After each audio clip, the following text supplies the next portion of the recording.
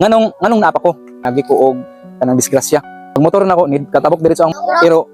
pagtabok niya wala ko helmet dito ha. Lupad ko akong lupad bitaw nara akong motor dire nya di na day no kana sagbot ya.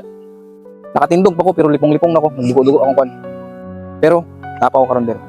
Niagi pag ko og paspas ng heartbeat kanang palpitation bitaw nga moabot og 100 kapin per minute ang imong beats imong heart kwan kasing daw niagi ko stress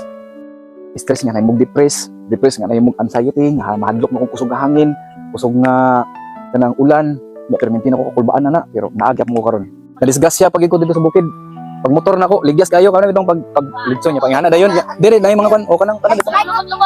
mga lumot-lumot og kanang mga pita-pita bitaw pangihana ligyas ko nako nya o niagi pag ko og heartbroken kanang sakit kayo kanang pagbulag sa uyab bitaw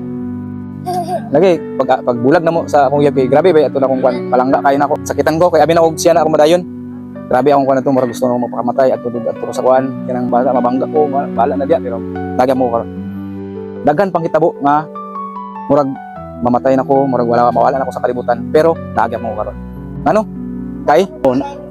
napay mission tapos pagka makakasala diri sa kalibutan gitagaan kog ikaduha nga kinabuhi sa Ginoo mo ni karon nagbarog ko atubangan sa inyo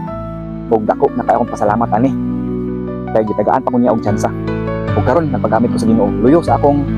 gibati karon nga pag-antos nga sakit nagpagamit ko sa Ginoo og bisan gamay nga maayong buhat nakapahimot ako sa Ginoo pinaagi sa pagsabuag sa maayong pulong diha kaninyo karon dili mo matingalang anong napa mo kay naamoy mission diri sa kalibutan blessed kay mo kay ngano